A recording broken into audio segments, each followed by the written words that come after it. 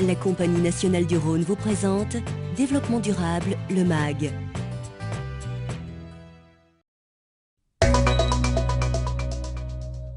Bonjour et bienvenue dans Développement durable, le MAG. C'est une opération un peu spéciale réalisée ce matin par Sylvestre. Chargé de refaire l'isolation de cette maison, il a choisi d'insuffler dans les combles de la cellulose, autrement dit une matière saine, respectueuse de l'environnement. Sylvestre est un artisan d'un nouveau genre, ce que l'on appelle un éco-artisan.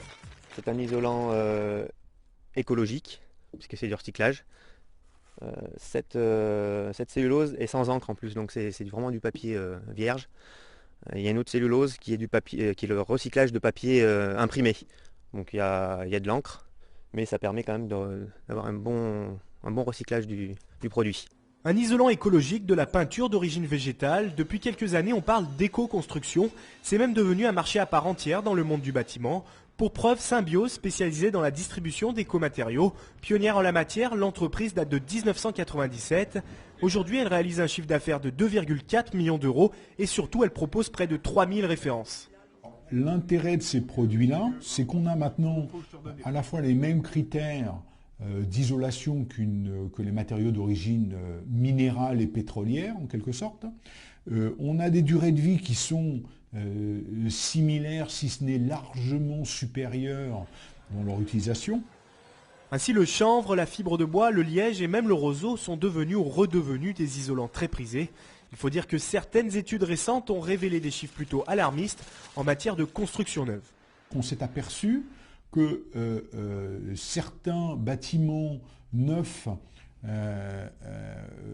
qui venaient d'être peints, qui venaient d'être construits, qui venaient d'être étaient plus pollués que le pire des carrefours un jour d'embouteillage.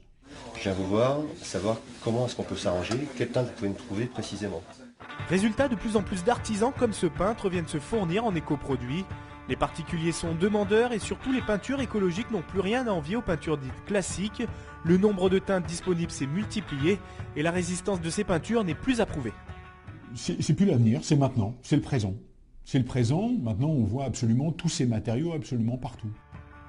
Et comme sauver la planète, cela commence par des gestes simples, voici quelques conseils avant de se quitter. Vous envisagez de faire construire, pensez économie d'énergie.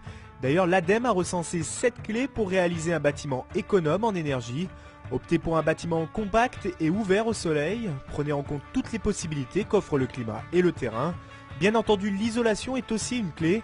Misez sur un isolant de forte épaisseur, quitte à dépasser les exigences réglementaires. L'un ne va pas sans l'autre, les fenêtres doivent être également très performantes. Le double voire triple vitrage est fortement conseillé. Et pour chauffer votre maison, regardez du côté des chauffages à haut rendement qui consomment peu d'énergie.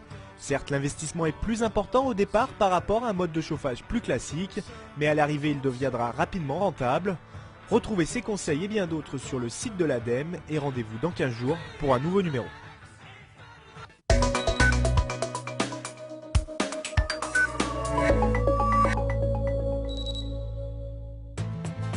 La Compagnie nationale du Rhône vous a présenté Développement durable, le MAG.